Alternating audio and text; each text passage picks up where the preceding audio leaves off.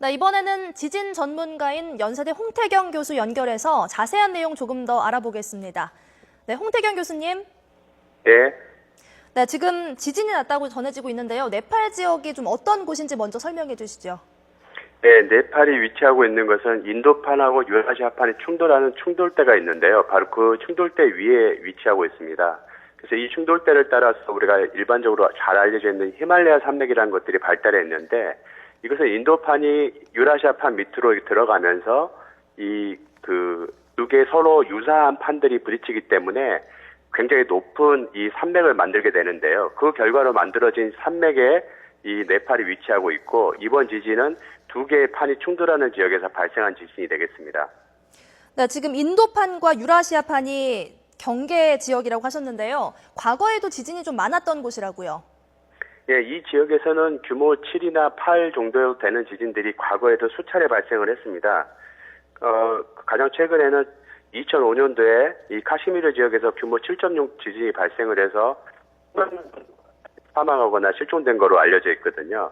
그 다음에 1950년도에도 규모 8.6 지진이 발생을 해서 굉장히 많은 인명피해를 발생을 했습니다.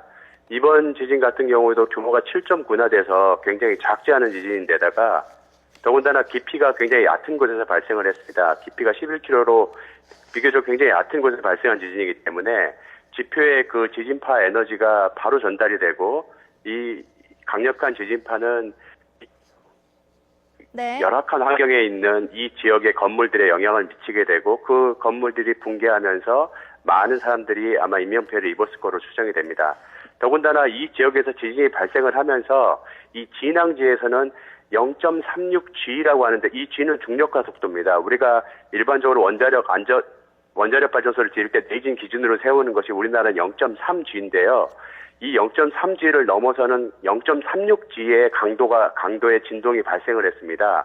그렇기 때문에 원자력 발전소조차도 견딜 수 없는 강력한 진동이 발생을 했기 때문에 그 지역에 있는 대다수의 굉장히 열악한 건물들은 다 폐허가 됐을 게 굉장히 자명하고요.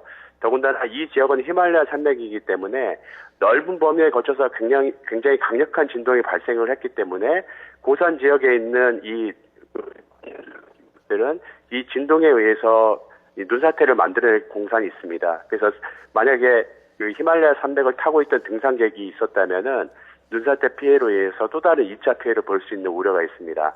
네, 교수님, 조금 전에 지진의 진원이 얕기 때문에 더 위험하다라고 말씀을 하셨는데요. 이 부분에 대해서 다시 한번 설명 부탁드리겠습니다. 지진의 진원이 지하 11km 정도라고 하셨는데요. 그렇다면 어느 정도이고 또 어떤 위험성이 있는 건가요? 예, 일반적으로 우리나라에서도 규모 7대 지진이 발생한데요. 그건 잘 알려지지 않은 상황인데, 네.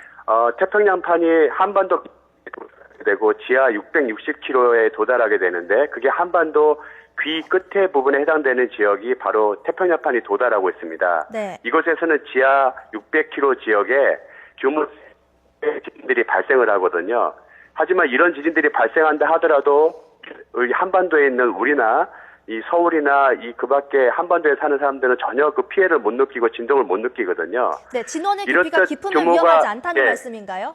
이 진원의 깊이가 깊어질수록 지표에는 영향을 거의 미치지 않게 되는데, 네. 이번 지진같이 깊이가 한 11km밖에 안 되는 이 지진 같은 경우에는 에너지가 전파하는 가운데 거의 되지 않고 지표에 그대로 도달하게 되기 때문에 강력한 진동을 만들어내게 되고, 그로 인해서 건물들이 즉각적으로 파괴되는 것입니다. 네, 그럼 첫 번째로는 진원이 얕기 때문에 더 위험하다. 그리고 두 번째로는 7.9의 강진이기 때문에 더 위험성이 더 많아질 것 같은데요. 여진 발생 가능성은 어떻습니까? 네, 이 지역에는 워낙에 많은 응력이 쌓여 있는 지역이기 때문에요. 그동안에 계속적으로 판이 충돌을 하고 있었고, 그 다음에 그 지역을 따라서 응력이 쌓여 있습니다. 한 차례 큰 지진이 발생하게 되면 그 지역 중심으로 힘이 풀리게 되지만, 인접 지역에 또 다른 많은 힘을 가하게 되면서 연쇄적으로 지진을 발생시킬 수 있습니다. 이것을 우리가 여진이라고 하는데요. 그래서 이 여진들이 규모 7.9 지진에 의해서 연쇄적으로 발생할 가능성이 아주 높고, 심한 경우에는 이게 수일, 아주 심한 경우에는 그 수주일, 여러 달까지도 지속될 수도 있거든요. 그래서 어느 정도 지속될지는 사실 땅의 상태나 응력의 상태에 따라 달라지기 때문에 속단하기는 어렵고, 그거에 대한 분명한 사실입니다. 네, 그렇다면 여진 가능성도 있는 것으로 알려졌는데 주민들은 지금 어떻게 대처를 하는 게 좋을까요? 네, 일단은 그곳 가옥이 굉장히 불안정한 상태라고 생각이 됩니다. 그곳이 경제적으로 윤택한 지역이 아니기 때문에 가옥들이 굉장히 약할 거라고 생각이 됩니다. 우리가 그 IT 지진의 A를 보게 되면은 IT 지진은 규모 7.0의 지진이었거든요. 하지만 당시 지진으로 약 30만 명의 사람들이 사망하거나 실종을 했습니다. 그 이유가 뭐냐면 건축물이 굉장히 약하기 때문이거든요. 이번 네팔도 비슷한 환경이라고 생각할 수 있습니다. 그 더군다나 훨씬 더 강력한 지진이 발생을 했기 때문에 이 가옥들이 만약에 입었겠지만 혹시라도 파손을 보지 않은 가옥이 있다면 즉각적으로 건물로부터 밖으로 나와야 합니다. 왜냐하면 여진이 추가적으로 발생을 할 수 있고 네. 추가적으로 발생하게 된다면 그 건물들은 또 붕괴될 수 있거든요. 그래서 일단 가장 먼저 할 일은 약한 건축물로부터 밖으로 나와서 붕괴될 위험이 없는 지역으로 대지로 나오는 것이 가장 필요한 일. 네, 지금 저희가 전화 연결이 조금 고르지 못한 점 양해 말씀드리겠습니다. 지금까지 연세대학교 홍태경 교수와 함께 네팔 지진 사태 관련해서 알아보겠습니다. 추가적인 피해 상황은 들어오는 대로 다시 한번 전해드리겠습니다.